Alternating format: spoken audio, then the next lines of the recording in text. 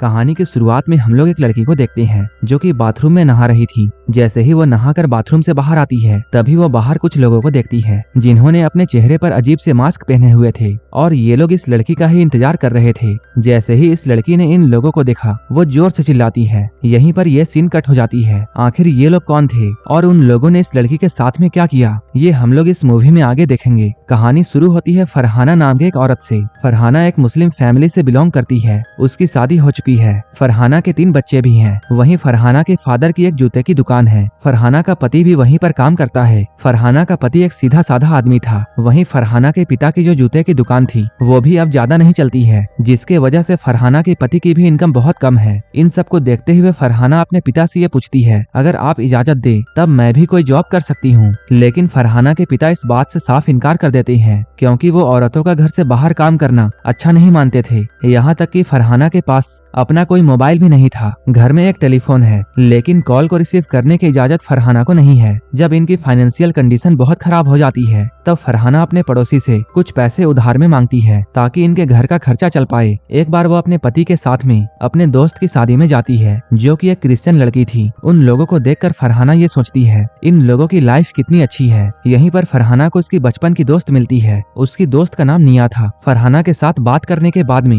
निया को उसकी कंडीशन समझ में आती है। इसके बाद वो फरहाना को अपनी कंपनी का कार्ड देती है और वो कहती है कल तुम मेरी कंपनी में आ जाना, वहाँ इंटरव्यू चल रहा है। फरहाना इस जॉब इंटरव्यू के बारे में अपने पति करीम को बताती है। फरहाना का पति उसे काफी सपोर्ट करता था, इसलिए वो दूसरे दिन ही फरहाना को लेकर इंटरव्यू में जाता है। इंटरव्यू देने के बाद में फरहाना जब निकलती है तब उसने करीम को ये बताया कि उसका इंटरव्यू क्लियर हो गया है। ये सुनकर करीम बहुत खुश तो नहीं होता है लेकिन वो फरहाना को कुछ नहीं कहता क्योंकि उसे इस बात की समझ है कि वो बहुत कम पैसे कमाता है जिसके वजह से उसकी पत्नी को काम करना पड़ेगा और ये बात उसे अच्छी नहीं लग रही थी। इसके अगले दिन जब फरहाना अपने जॉब में जाने के लिए तैयार हो रही थी उसके अब्बू को ये सब देखकर अच्छा नहीं लगता। यहाँ पर करीम फरहाना के लिए एक चप्पल लेकर आता है और उसे अपने हाथों से पहनाता है। इसके बाद हम लोग फरहाना को उसके ऑफिस में देखते हैं। यहाँ उसे मालूम चलता है कि अभी उसकी ट्रेनिंग होगी। असल में ये कंपनी एक क्रेडिट कार्ड सेलिंग सेंटर है। फरहाना पहली बार डरते हुए किसी कस्टमर से बातें करती है और उसे अच्छी तरह समझाकर अपना पहला क्रेडिट कार्ड बेचती है। धीरे धीरे फरहाना इस काम में बहुत माहिर हो जाती है। फरहाना बहुत खुश थी क्योंकि उसे अब सैलरी के साथ साथ इंसेंटिव भी मिल रहा था। इधर फरहाना के ऑफिस के एक फ्लोर ऊपर एक और ऑफिस मौजूद है और वहाँ पर काम करने वाली लड़कियों को फरहाना के ऑफिस से ज्यादा इंसेंटिव मिलता था। उन लड़कियों को ऑफिस आने के लिए कार दिया गया था, साथ ही साथ सभी के पास में आईफोन भी था। जब फरहाना इन सब चीजों को देखती है तब उसे भी ये मन करता है कि वो भी उस ऑफिस में काम करे। अब निया भी काम करते हुए उसी डिपार्टमेंट में जा चुकी है। फरहाना एक बार निया से मिलकर उससे ये कहती है मुझे भी उस डिपार्टमेंट में काम चाहिए। निया उससे कहती है तुम अभी जहाँ पर हो वो जगह तुम्हारे लिए बहुत अच्छी है, हमारी वाली जॉब तुम नहीं कर पाओगी। एक दिन फरहाना के छोटे बच्चे की तबीयत बहुत खराब हो जाती है। उसे सांस लेने में काफी तकलीफ हो रही थी, इसलिए ये लोग बच्चे को लेकर तुरंत हॉस्पिटल जाते हैं। डॉक्टर ने बताया इस बच्चे के लंग्स में कुछ खराबी आ गई है, इसलिए तुरंत ऑपरेशन करना होगा और उस ऑपरेशन में काफी खर्च होंगे और वो ऑपरेशन काफी महंगा है। अब इन लोगों के पास उतने पैसे तो नहीं थे,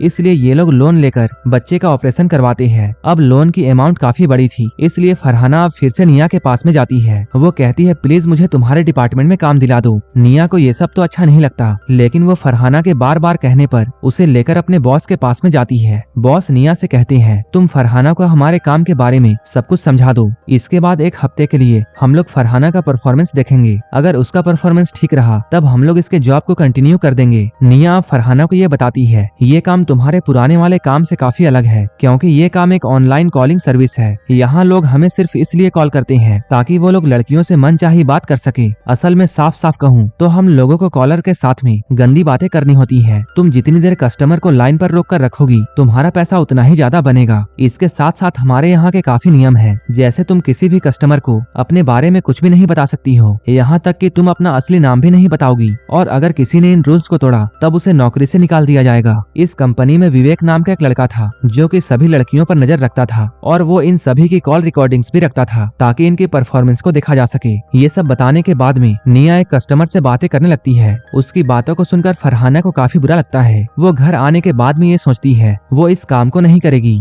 बल्कि अपनी पुराने वाली जॉब को ही करेगी। फरहाना को परेशान देखकर करीम उससे इसका कारण पूछता है। फरहाना कहती है आज एक कस्टमर ने मुझसे बहुत बुरे तरीके से बात की। तब करीम उसे समझाता है ये तो जॉब का पार्ट है, मैं भी जब दुकान में चप्पलें बेचता हूँ मुझे भी कई कस्टमर्स ऐसे ही बोलते हैं। करीम के साथ से फरहाना को बहुत हिम्मत हिम्मत मिलती है। इसके बाद वो फिर से निया के ऑफिस में जाती है। वो निया से पूछती है आखिर ये लोग ऐसी बातें क्यों करते हैं। निया उसे समझाती है लोग हमारे पास उन फीलिंग्स को भी कह देते हैं जो कि वो अपने परिवार या फिर बीवी से नहीं कह पाते। फरहाना को समझाने के बाद में निया अपने काम में चली जाती है। इधर फरहाना की ट्रेनिंग भी चल रही थी। इस ऑफिस में सोफिया नाम की एक लड़की भी काम करती है जो कि इस ऑफिस की सबसे अच्छी एम्प्लॉय है। फरहाना अभी किसी भी कस्टमर से बात करने में कंफर्टेबल फील नहीं कर रही थी। एक बार फरहाना के पास एक कस्टमर का कॉल आता है जो कि उससे कोई गंदी बात नहीं बल्कि बहुत ही इज्जत के साथ में बातें करता है। उसकी रिस्पेक्टफुल बातों को सुनकर फरहाना बहुत खुश होती है। फरहाना को लगता है ये आदमी बहुत अच्छा है। जिस आदमी ने फरहाना को कॉल किया था उस आदमी का नाम डेलन था, लेकिन वो अपना नाम नहीं बताता।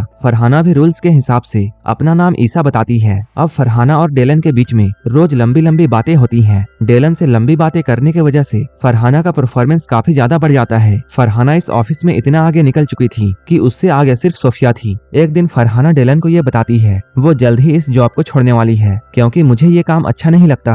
डेलन कहता है तुम ऐसा मत करो, हम दोनों के बीच में एक कनेक्शन बन चुका है और मुझे तुमसे बातें करने में काफी अच्छा फील होता है। डेलन की ये बातें फरहाना को अच्छी लगती है। अब वो इस जॉब को कंटिन्यू करने का इरादा करती है। फरहाना से बात करते हुए डेलन ये जान जाता है कि फरहाना एक मुस्लिम है। फरहाना ये जानकर चौंक जाती है कि डेलन को उसके रिलीजन के बारे में पता है, लेकिन फरहाना को भी अब डेलन से बात करके उस पर इतना तो भरोसा हो गया था कि वो एटलीस्ट अपने रिलीजन के बारे में उसे बता सके। इन दोनों की बातों को विवेक भी सुनता है। उसे तो ये बात पक्का था कि फरहाना और डेलन के बीच में कुछ तो जरूर है। डेलन पूछता है अभी तो रमजान का महीना है, तुम रोजे रखकर इतनी बातें मुझसे कैसे कर लेती हो। वो लाइन में रहकर फरहाना को कुछ देर आराम करने के लिए कहता है। एक दिन वो कहता है मैं तुम्हें एक गिफ्ट देना चाहता हूँ। फरहाना कहती है आप किसी गरीब को दे देना, मेरे लिए वही बहुत खुशी की बात होगी। जब फरहाना अपने घर जाने के लिए रेलवे स्टेशन में बैठी हुई थी तभी वो एक भिखारी के पास में ईसा नाम का एक पैकेट देखती है। फरहाना इस पैकेट को देखकर बहुत चौंक जाती है। फरहाना भिखारी से पूछती है तुम्हें ये किसने दिया। भिखारी कहता है मुझे एक आदमी ने दिया था और उसने मुझे ये ईसा नाम की लड़की को देने के लिए कहा है, साथ ही साथ उन्होंने मुझे काफी पैसे भी दिए। फरहाना जब उस गिफ्ट को खोलकर देखती है तब वहाँ एक म्यूजिकल इंस्ट्रूमेंट होता है। वो इस गिफ्ट को देखकर बहुत खुश होती है। अगले दिन जब वो ऑफिस गई तब उसके पास डेलन का कॉल नहीं आया। उसे समझ में नहीं आता आज डेलन ने उसे क्यों कॉल नहीं किया, क्या डेलन को कुछ हो गया है। फरहाना के पास में और भी लोगों की कॉल आ रही थी लेकिन वो किसी भी कॉल को रिसीव नहीं करती।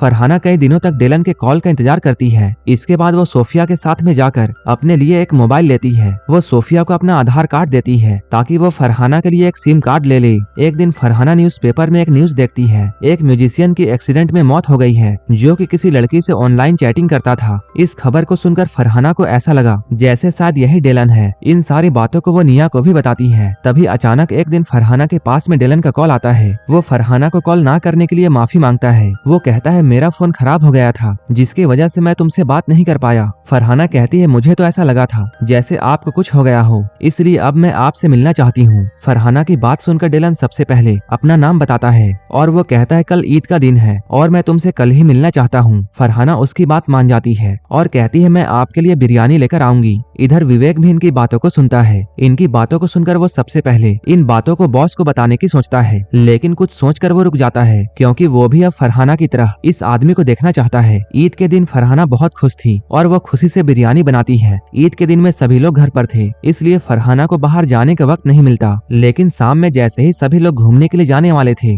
फरहाना तबीयत खराब होने का बहाना बनाकर उनके साथ जाने से मना कर देती है। अब सबके जाने के बाद में फरहाना एक टिफिन में बिरयानी पैक करती है और वो डेलन से मिलने के लिए निकल जाती है, लेकिन रास्ते में अचानक करीम की नजर फरहाना पर पड़ती है और वो चुपचाप फरहाना का पीछा करने लगता है क्योंकि फरहाना ने तबीयत खराब होने का बहाना बनाया था, इसलिए करीम को उस पर शक होता है और वो चुपचाप उसका पीछा करने लगता है। फरहाना अब मेट्रो तक पहुंच चुकी है। यहाँ विवेक भी था जो कि डेलन को देखने के लिए आया था। तभी अचानक फरहाना के पास में निया का कॉल आता है जो कि उसे बताती है सोफिया अपने क्लाइंट के साथ में बाहर भी मिलती है। उसका क्लाइंट उसे एक होटल में लेकर गया था जहाँ और भी लोग थे। वो सभी लोग सोफिया के साथ में एंजॉय करना चाहते थे। जब सोफिया ने उन लोगों को मना किया तब उन लोगों ने सोफिया को मार दिया। असल में मूवी के शुरुआत में हमने जिस सीन को देखा था वो लड़की कोई और नहीं बल्कि सोफिया थी। निया की सारी बातों को सुनकर फरहाना बहुत डर जाती है क्योंकि वो भी सोफिया के रास्ते पर चल चुकी थी। थी। वो डर के मारे टिफिन को वहीं पर छोड़कर जल्दी से अपने घर में लौट आती है। जब वो घर में आती है तब पहले से घर में पुलिस मौजूद होती है। ये पुलिस सोफिया के मामले में फरहाना से पूछताछ करने के लिए आई थी, क्योंकि सोफिया के बैग में फरहाना का आधार कार्ड मिला था, जो कि वो सोफिया से वापस लेना भूल गई थी। पुलिस फरहाना से पूछताछ करके चली जाती है। अब घर वालों को फरहाना के फोन के बारे में भी पता चल चुका था। ये सब होने की वजह से फरहाना के अब्बू उस पर बहुत गुस्सा करते हैं, लेकिन करीम उससे कुछ नहीं कहता। जब अगले दिन फरहाना निया को कॉल करके जॉब में आने से मना करती है, तब करीम उसे समझाता है अगर तुम अचानक ऐसे जॉब को छोड़ दोगी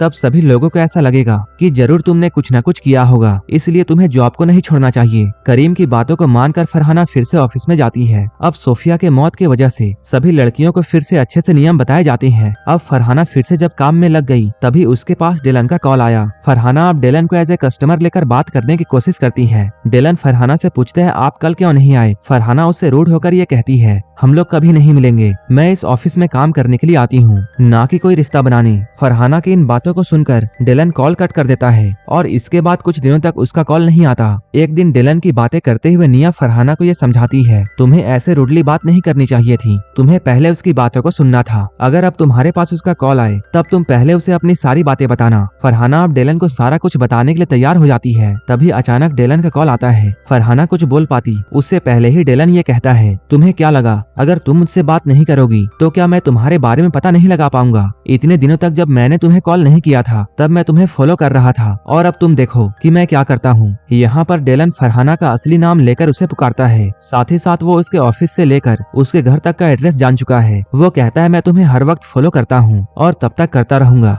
जब तक तुम मेरी बातों को मानकर मुझसे मिलने के लिए नहीं आ जाती। फरहाना डिलन की इन बातों को सुनकर बहुत डर गई। वो डरते हुए घर जाती है। उसे ऐसा लग रहा था जैसे डिलन अभी भी उसका पीछा कर रहा हो। इधर घर में पहुंचते ही वो ईसा नाम का एक पार्सल देखती है। उस पार्सल को देखकर करीम पार्सल वाले से ये कहता है इस एड्रेस में ईसा नाम की कोई लड़की नहीं रहती। इसके अगले दिन जब फरहाना के पास में डिलन का कॉल आया तब फरहाना ने उससे कहा अगर तुम मेरा पीछा हमेशा करते रहोगी तब मैं तुम्हारे खिलाफ पुलिस में कंप्लेन कर दूंगी। डिलन कहता है तुम पुलिस के पास में शौक से जाओ, लेकिन एक बात हमेशा याद रखना मेरे पास तुम्हारी सारी बातों की रिकॉर्डिंग्स हैं, जो कि मैं तुम्हारे पति और परिवार वालों को दिखा दूंगा। इन बातों को सुनकर फरहाना के पैरों तले जमीन खिसक जाती है। काम खत्म करने के बाद में जब वो घर जा रही थी तभी वो देखती है काली शर्ट पहना हुआ आदमी उसका पीछा कर रहा है। वो उस शख्स को चकमा देने की कोशिश करती है। यहाँ पर फरहाना को ये बात मालूम चलती है ये ब्लैक शर्ट वाला आदमी कोई और नहीं बल्कि उसी का पति करीम था। फरहाना करीम से पूछती है अगर आपको मेरे पर शक है तो आपने मुझे फिर से नौकरी पर क्यों भेजा। तब करीम उसे वही बिरयानी वाला टिफिन दिखाते हुए ये कहता है उस दिन भी मैंने तुम्हारा पीछा किया था और मुझे ये बात समझ में आ गई थी कि तुम्हें किसी से खतरा है और मैं तुम्हारे पीछे इसलिए जाता हूँ ताकि कोई तुम्हें नुकसान ना पहुँचा पाए।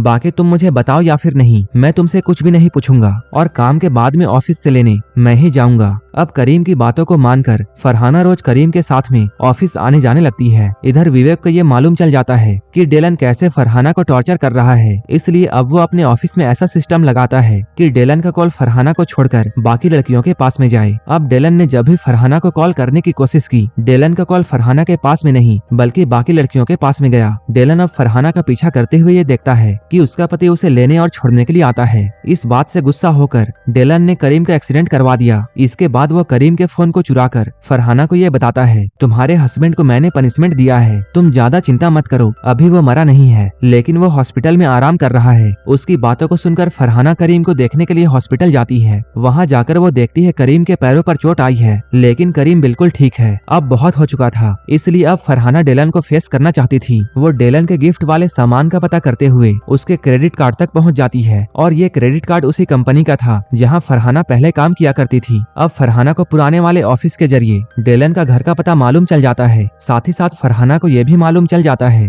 कि डिलन अभी किसी मॉल में अपने क्रेडिट कार्ड से शॉपिंग कर रहा है। इसके बाद वो तुरंत उस मॉल में पहुंचकर आखिरकार डिलन को ढूंढ लेती है। इधर निया फरहाना को कॉल करके उसे पहचानने में उसकी मदद करती है। इसके बाद फरहाना अपने मुंह में नकाब बांधकर डिलन का फोन चोरी करने के लिए जाती है, क्योंकि उसी फोन में फरहाना और डिलन के बीच में हुई बातों की रिकॉर्डिंग्स हैं। इससे पहले कि फरहाना उस फोन को ले पाती, डिलन उसे पहचान कर उसका हाथ पकड़ लेता है, लेकिन फरहाना उसकी आंख में पेपर स्प्रे छिड़क कर वहाँ से जल्दी से भाग जाती है। इसके बाद वो उस फोन को लेकर एक दुकान में जाती है ताकि फोन का पासवर्ड क्रैक करवा सके। फोन के खुलने के बाद में फरहाना को उस फोन में कुछ नहीं मिलता, क्योंकि डिलन ने कुछ दिन पहले ही फोन का सारा डेटा कहीं और ट्रांसफर कर दिया था। इस बात से फरहाना बहुत सैड हो जाती है, क्योंकि डिलन ने उसे धमकी दी थी कि वो सारी रिकॉर्डिंग्स को उसके परिवार और उसके पति को भेज देगा। डिलन इस जिस बात को लेकर उसे टॉर्चर कर रहा था, जिस बात से फरहाना बहुत परेशान थी, यहाँ तक कि वो अपने पति के सामने जाने में भी बहुत डर रही थी। इसके अगले दिन हम लोग फरहाना को उसके ऑफिस में देखते हैं। वो डेलन से कहती है मैं तुमसे मिलने के लिए तुम्हारे घर में आ रही हूँ। डेलन इस बात को सुनकर बहुत खुश होता है। तभी ये मूवी फ्लैशबैक में जाती है। यहाँ पर हम लोग ईद वाले दिन में डेलन को देखते हैं, जो कि रेलवे स्टेशन में बैठकर फरहाना के आने का वेट कर रहा था। उसने एक लेडी को फरहाना समझकर छू लिया था। इसके बाद वो औरत गुस्से में डेलन को एक तमाचा मारती है। डेलन के इस कारनामे के वजह से सभी लोग डेलन को अजीब नजरों से देख रहे थे, जिसके वजह से वो बहुत गुस्सा था और फरहाना भी उससे मिलने के लिए नहीं आई। और जब इसके अगले दिन उसने फरहाना से बात किया, तब फरहाना ने उससे अच्छे से बात नहीं की। इसलिए अब डेलन इन सभी चीजों का बदला फरहाना से लेना चाहता था। अब ये मूवी प्रेजेंट टाइम में आती है। फरहाना अब डेलन के घर में पहुंच चुकी है। डेलन करीम को कॉल करके ये बोलता है तुम्हारी बीबी मेरे घर में आई है और वो मेरे पीछे हाथ धोकर पड़ी हुई है। मैं तुम्हें लोकेशन भेज रहा हूँ, तुम यहाँ आकर अपनी बीबी को लेकर जाओ। डेलन कहता है मैं तुमसे प्यार करने लगा था, लेकिन तुमने मेरी फीलिंग्स को नहीं समझा। तभी यहाँ पर करीम भी आता है, जो कि फरहाना को यहाँ देखकर बिल्कुल भी नहीं चौंकता, क्योंकि पिछली रात में जब फरहाना अपने पति के पास में डरते हुए गई थी,